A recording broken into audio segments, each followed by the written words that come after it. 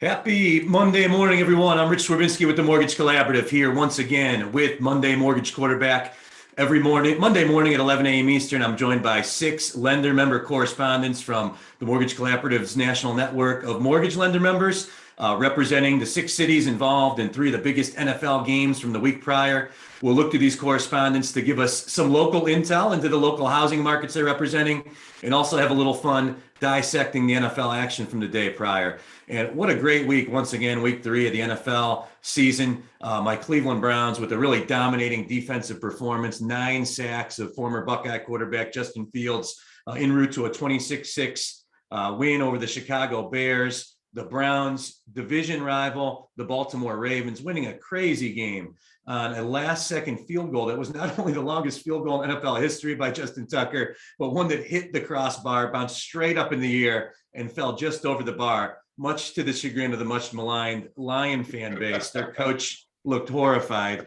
when that thing went over the crossbar. The Los Angeles Chargers looking real good yesterday, going in the Arrowhead, taking care of the Kansas City Chiefs 30-24. AFC West and the NFC West just loaded this year. Both divisions, all 4 teams really in play, not only for playoff spots, but to do some damage in the playoffs. The New Orleans Saints with a big bounce back win in New England over the Patriots, and some surprising teams sitting there at 3-0. The Broncos, the Raiders, the Panthers, teams nobody expected to be undefeated as we get 3 weeks into the season here. So moving forward to the 3 games that we're going to break down today, let me start first by introducing our 6 correspondents from our lender member network. Up first, representing the Tampa Bay Buccaneers, the CEO of the mortgage firm, Brett Lindquist. Brett, good to see you. Thanks, man. You too. Awesome. Representing the LA Rams is Mike Yates on yet. I don't see Mike on yet. I think he's coming on shortly with technical difficulties. Mike is the president of Best Capital Mortgage, Best Capital Funding out of Los Angeles, California. He'll be coming on to talk about the LA Rams and the LA housing market. Representing the Green Bay Packers, the vice president for Go Mortgage, Rich Obermeyer. Rich, good to see you. Hi. Thanks for being with us. Representing the San Francisco 49ers, the chief production officer for one of our newest lender members, Provident Lending Group, Bill Massey. Bill, good to visually meet you. Good, and thank you for the invitation. Absolutely. Representing the Buffalo Bills, they were featured last week as well. Their vice president of operations, just got a chance to meet him last week out at Terranea. Their VP of Ops, Joe Leone from Genesee Regional. Good morning. Nice headgear, Joe. You see me fall over during the call, just I'll have to take my hat off. And representing the Washington football team, I'll slip at least once or twice and call them the Redskins, the CEO of OVM Financial, Adam Newman. Adam, good to see you again, bud. Good to see you guys. And there is Mike Yates. Don't know if you have audio yet, but there's Mike, and good to see you, Mike. Good morning. Sorry, I'm a little tardy. That's okay. Hey, it's probably parting after that big Rams win yesterday. And Mike, I'm going to start right there with you. Rams looking really good. I guess it's like you didn't realize how bad Jared Goff sucked until you see what's on the other side of the fence here. Matt Stafford has been unbelievable for the Rams. Yesterday, another 343 yards, 4 touchdowns, no interceptions. We know the defense has been really good for the Rams. We know McVay is a really innovative head coach. It seems like Matt Stafford, just what the doctor ordered for your Rams, no? So what I'd like to start with, I really want to thank the people from Detroit and the trade. It was stupendous, and that worked out tremendously for the Rams. It's pretty exciting to be confident in your quarterback when push comes to shove, which, with Goff, we were always a little scared. Always a little scared. So yeah, it was a great game. Unbelievably good. SoFi Stadium's beautiful. Rams looked tremendous, and it wasn't. You're always a little nervous with Tom Brady on the other side of the field, but the Rams played well and deserved to win.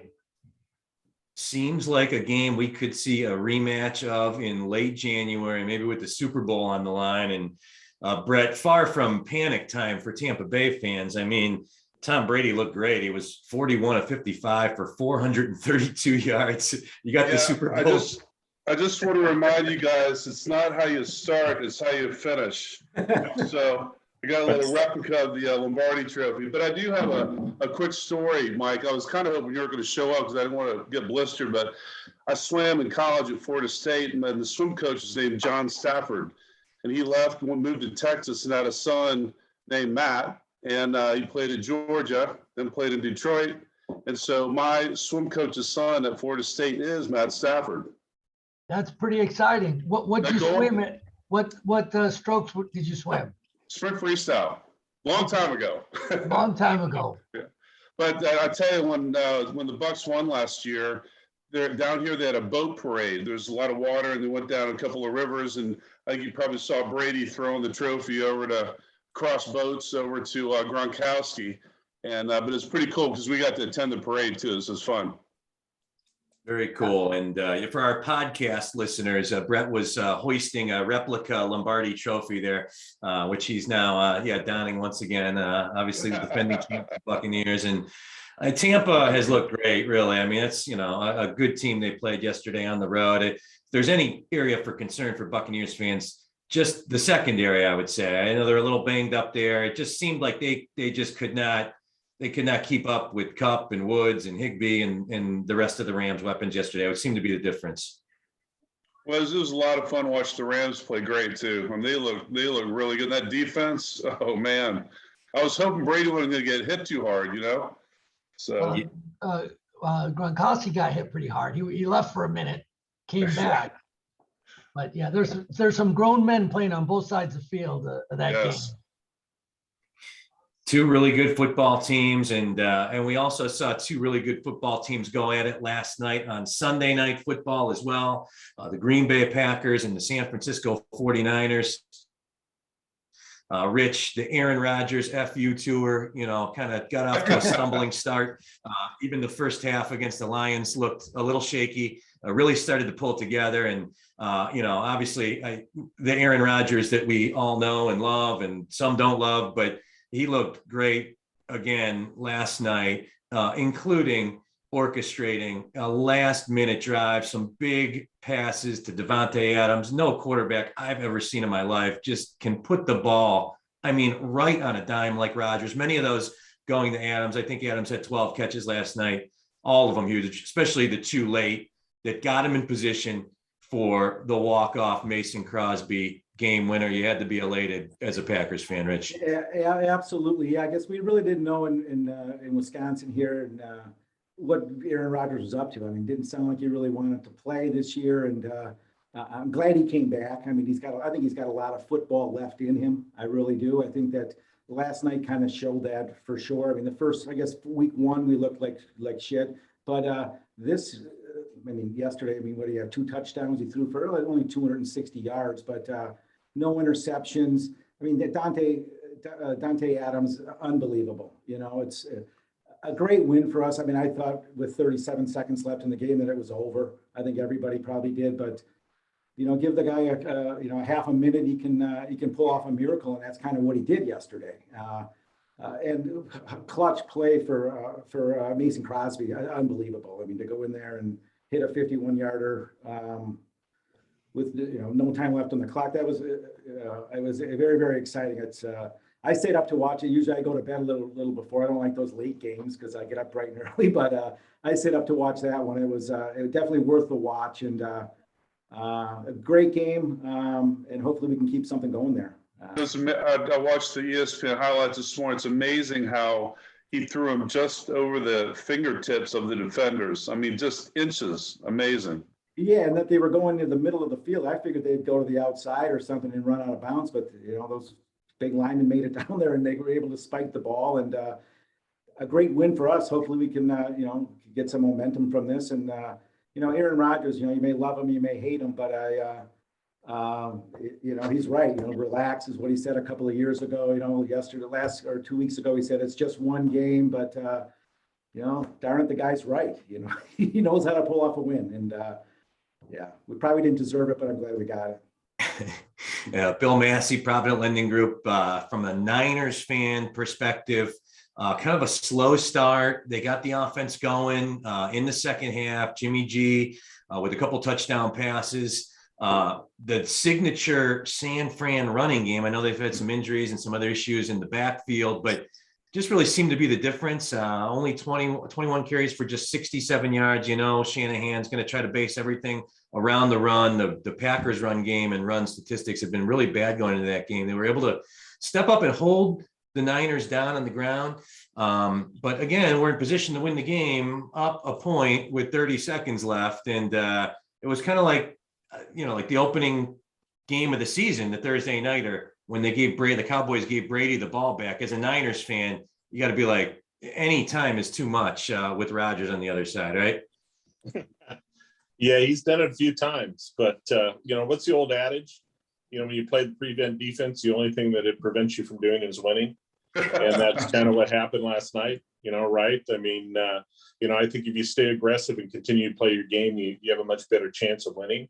I think, one of the things, look, the 49er offense is going to continue to evolve with Shanahan and the quarterback situation. And obviously, we're down to our fourth string running back and that type of thing. And so all those things are going to come around and get back in place. But, I think one of the big differences this year is they have the same talent on defense, but I'm not sure they have the same approach. Okay. I mean, they lost Robert Saleh last year, the defensive coordinator, I think, to the Jets.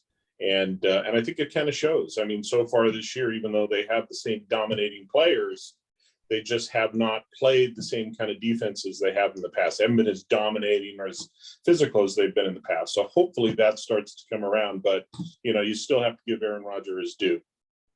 Good point. Somewhat a victim of their own success. My Cleveland Browns RD coordinator, Joe Woods, came from San Fran. The Jets head coach, Robert Saleh, their last two defensive coordinators, all in different spots now. But after last year, Niners, so many injuries, looks like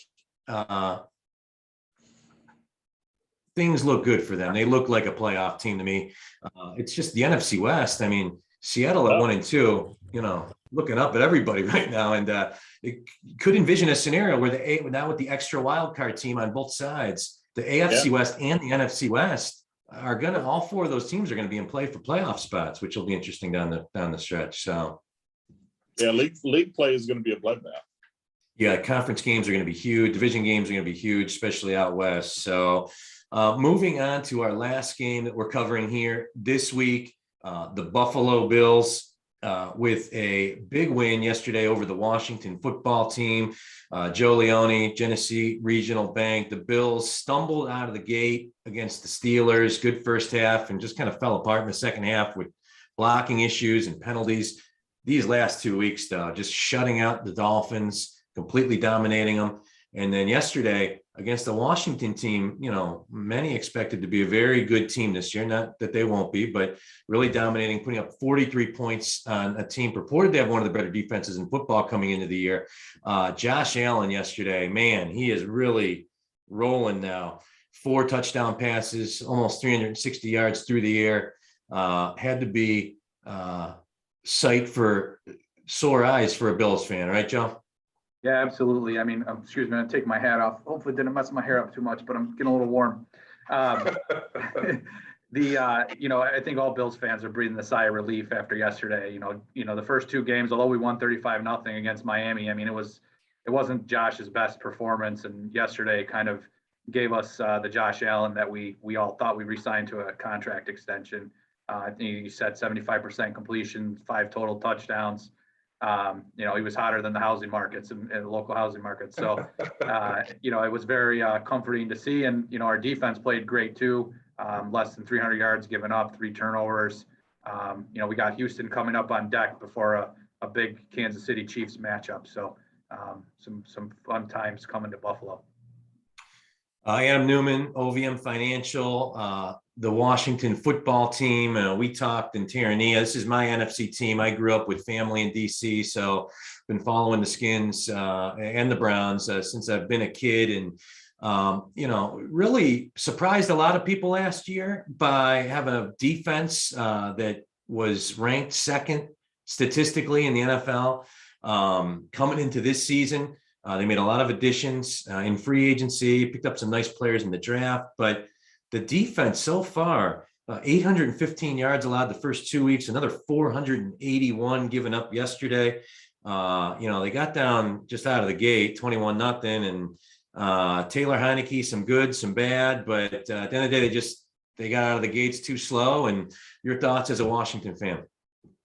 Well, like you said, defense is supposed to be, the cornerstone of this team with 4 number 1 draft picks sitting on that defensive line. But unfortunately, 3 straight games, we've given up a drive of over 75 yards in the opening drive of each game. So with a more inexperienced, maybe not the best quarterback at the helm, you put him in a hole all 3 games, and we are not necessarily, built to be a comeback team, particularly yesterday when we fall behind 21-0 in the first quarter. So, there is some hope. I would, if we have any hope of winning this division, I'd say this week against Atlanta is actually a must win for us here in week 4, which is a little early to make that statement, especially since we've added a 17th game this year. But the way I look at it, we've got after Atlanta, we've got New Orleans and KC back to back. So, I think we've got to get this Atlanta win so that, we can at least be, somewhat near 500, hit the divisional stretch towards the end of the season. Yeah, and obviously, NFC East is going to be up for grabs. You got the Eagles and the Cowboys going at it tonight. Giants look like they're going to be a train wreck all year, losing at home to the Falcons yesterday. And, Philly and Dallas, we've seen some good, we've seen some bad. Dallas really injury maligned. Philly, one great game, one not so good, but a lot of opportunity for Washington. Seems like the issues like we talked about with Tampa seem to be in the secondary. Richard Sherman, fresh off an incident in the offseason, but you have to imagine that Washington, Tampa, a couple other teams may be ringing the phone on Mr. Sherman these next couple of weeks here. Wouldn't be surprised. Excellent. Well, great recaps of the games. And now let's go back through our correspondence to get some local insight into the housing markets that they're representing. And we'll go back through in the same order. Mike Yates, Best Capital Funding. We had your friend Paul Campbell on last week from Quick Mortgage and Equilibrium Solutions that was representing the Chargers, and spoke a little bit to the LA housing market. Obviously a huge metropolitan market. That's your neck of the woods. Give us your overview, your synopsis of the LA housing market as we head into the heart of fall here. Still tight inventories. It's clearing up a little bit, but prices have moved up pretty dramatically over the last year. I think we're at a 760 median sales price in the LA County, which sounds like quite a big number compared to my average loan amount being about 345. So it's a different marketplace out there. A lot of jumbo loans and a lot of cash buyers going around doing stuff right now. Excellent. And Brett, the Tampa Bay housing market, I put together a little primer for these sessions, and we pull off the Redfin Complete Score, which is a 1 to 100 score that represents how hot the housing market is from Redfin, using a bunch of different factors, and pull off some analysis from the NORAD website as well. And as I am each week, I don't know why I was surprised, but the Tampa Bay housing market, 78 out of 100 Redfin complete score. The analysis that I sifted through pointed to a really just popping housing market in Tampa. I've over the years, I've always said, even if you ask somebody, where do you want to retire, if they're in the Northeast, whether they're kidding or not, they say Florida, right? And so, but I just pulled up some numbers. The median house price is up 21.4% to 338. The average house price is up 20% to 420. We have anywhere from mobile homes to, actually Derek Jeter just sold his house. They have the Yankees have spring training in Tampa, and I think his house sold for 28 million. So we have a wide range of what the different prices are. But year to date, sales are up 13.9%. Condos are up 18.8%. Cash sales are up 71%. 30% of sales are cash here. A lot of out-of-state investors are coming down and picking up property down here. So it's a good market. And oh, by the way, it's 88 to 90 degrees right now. So if you want to go boat, come on down. It's where a lot of people from Cleveland, Green Bay, Buffalo end up. Actually, you brought up a good. So the eastern U.S., like New York, New Jersey, they go down to Boca, Delray, West Palm. The Midwesterners come here, so we have a lot of good, Minneapolis, Wisconsin, a lot of good people coming down, and Canadians come down to the West Coast here. A good segue to move to Rich Obermeyer, Go Mortgage. And Rich, we featured Green Bay last week, in the opening week, when they, in their opening week loss, and Dana Vandenack from Nicolay National Bank up there, pointed to a pretty fiercely competitive housing market in northeastern Wisconsin. Give us your perspective on the northeast Wisconsin, Green Bay housing market. Yeah, and I'm really actually down in southeastern Wisconsin. I'm in the Milwaukee area is where I'm physically located. And Brett, to speak to your area there, I got a condo down in Sarasota, so I like property values are going up down there. So yeah, you're right. The Midwesterners do like the warm, yes, South Florida. That's for sure. So, but here in Wisconsin, though, I think it's very similar to what Mike described in his market is. Inventories, they're kind of low here, definitely low as far as inventory goes. It seems like it's getting a little bit better where we're not seeing people paying, 20, 30, 40 grand over asking price as they were doing maybe a few months back. But it's still a very warm market, but it seems to be settling a little bit. And the inventories, again, low, but I think that I think it's going to be a good spring for that. I think it's kind of slowed right now, but I think in the spring it's going to pick up again, and hopefully there'll be more inventory in southeastern Wisconsin. And some incredible action in your neck of the woods these last 3 days as well. Whistling Straits. Oh my God, it was talk about. I had the 3 TV action going on yesterday with my Browns, NFL Red Zone, and the Ryder Cup. It was like sensory overload for me, but what an incredible golf course. I mean, I've seen previous majors there, but it's amazing. It is a beautiful course. Chad Jampido, our president, and I think his father flew in from Pittsburgh, and they went to the game, and I went to the matches there on Saturday. But yeah, what an event, and great for USA to win, and we really beat the shit out of them yesterday, which I thought was wonderful. I mean, good for us, I guess. I think our team is going to be good for a number of years now, and we got some good young golfers there that, I think are going to, hopefully we can keep that cup here for a long time. I hope. Should be interesting.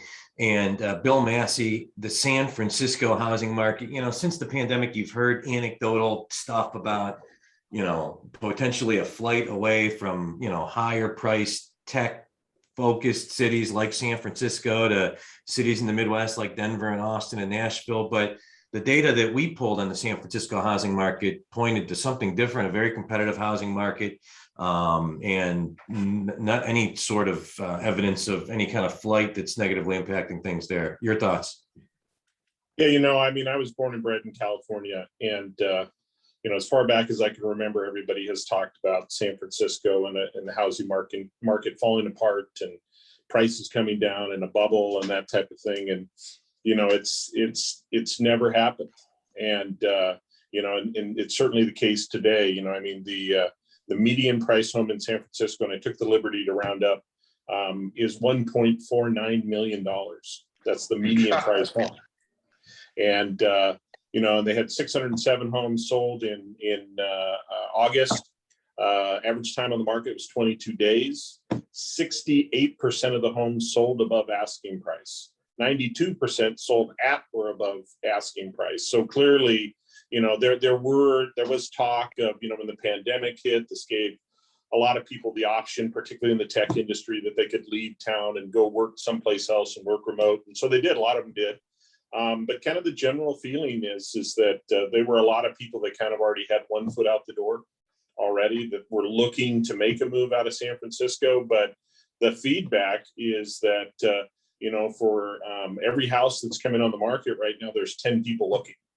So clearly the market's not going to go anywhere anytime soon. And, with the tech money, and in particular in the San Francisco market, I don't think it's going to. I think it's going to remain strong. So in the last 3 years, if you go back and you look at the market, the average price or at median price in San Francisco has bounced between 2.75 million and 1.525 million. And it's just been consistent. It's up and down, and that's where it stayed. And I think it's, as crazy as that sounds, I think it's going to stay that way. Joe Leone, Genesee Regional, $2 million median sales price in Buffalo? No? Yeah, that sounds about tenfold of what we see here. But locally, I mean, it's a lot of the same of what these guys have said. Our inventory year over year is down 40% from last year, which is driving prices up. We've seen a steady, stable increase in prices. A lot of offers going in. You're probably seeing 10 to 20 offers going in on houses. A mortgage company's worst dream, a lot of cash transactions going through. So, it is a very similar, makes me kind of reiterates what we witnessed last week coming out to the conference. A lot of the same issues going on, not just in our local market, but nationwide. And it'll be interesting to see how things shake out. Again, a lot of talk of bubbles, but we've really created a new bottom with the prices. And one thing we're seeing here locally is a lot of downstate transplants. People that can get away from New York City, still working remotely, moving up, buying a house, for a third of the price, but overpaying by $100,000 because it's still much less than they would pay downstate. So, very good things, and hopefully, we'll see this continue on into next year, but maybe with some more inventory. Yeah, and for whatever it's worth, Buffalo, New York, the highest Redfin complete score of any of the cities that we've profiled so far yet on Monday Mortgage Quarterback, 81 out of 100. So not seeing, obviously the same types of median sale prices or loan amounts that you see in other parts of the country, but a very hot housing market. And moving to our final correspondent, Adam Newman from OVM Financial, the DC housing market, very transient, very seasonal, historically, just because of the impact of politics and DC-based businesses. How has the DC housing market held up, fared since the pandemic started, and some recent trends that you're seeing in DC? Well, two things, Rich. I don't actually, live in DC. I'm about 3.5 miles south, or 3.5 hours south. But we do some business up there. Typically, what we're seeing up there is something more along the lines of, your San Francisco, your LA. The house prices have had a larger increase than they have down south here. Numerous people bidding on them. The median home price going to, especially inside the Beltway, getting to the point of unaffordable for anybody that is not a lobbyist, a lawyer, or a doctor. And definitely some concerns there, about that. I mean, affordable housing in the nice parts of DC has become an oxymoron. There isn't any. Multiple bidders on everything. Even the $2-3 million homes are having multiple bidders. So when that starts to happen, there's some craziness going on. In my MSA, down here in the Norfolk, Virginia Beach area. A little less hectic than that, but for about a 6-month stretch, I would say home prices increased about 25% down here, which is really fast for us. They have leveled off maybe a little bit in the last 90 days, where we're not seeing as much increase in the price, but we're still seeing bidding wars on the homes. They're just priced a little better to begin with. You know, in all honesty, they're pricing a little higher, and they're not having the huge bidding wars on them. They're just, you know, the escalations aren't there. Homes are still, you know, not, you know, they're still not staying on the market. It's priced well. It's a decent home. It's going to sell that weekend. It comes on the market, and as long as that continues to happen, inventory is just not going to stack up. And we've seen a small percentage of inventory increase, but it's not enough to get us into what I would consider a healthy or balanced market, or anywhere close to it, to be honest with you. Be interesting to see how the inventory issue plays out with, still a lot of demand for people to buy homes, no apparent solutions in sight of any significance to help the inventory problem in these 6 markets and markets all across America. Something certainly we'll keep an eye on here at the Mortgage Collaborative, and want to thank all 6 of our correspondents once again for this entertaining whirlwind through some of the biggest NFL games of the week and some insight in your local housing market. So I want to thank all you guys for joining me this week. Rich, if you guys want to talk about hockey too, we got the Stanley Cup down here in Tampa. That's right. Where's your rep? And oh, by the way, we're a runner-up in baseball, so it's Titletown, Tampa, baby. I am sitting on a Tampa Bay Rays ticket I bought in Vegas to win the World Series at a nice little odds multiple. So I'll be with my Indians out of it, pulling for your Rays. Let's just put it that way as we get into the MLB playoffs. But and also want to thank our attendees, our live audience, and also all of you that are watching this on our YouTube page or where most of you listen as a podcast. Really appreciate you taking 30 minutes each week out with us, and we'll be back every single Monday, 11 a.m. Eastern with Monday Mortgage Quarterback. And until then, have a great rest of the week, everyone. Take care. Thanks a lot. Take care. Thank you.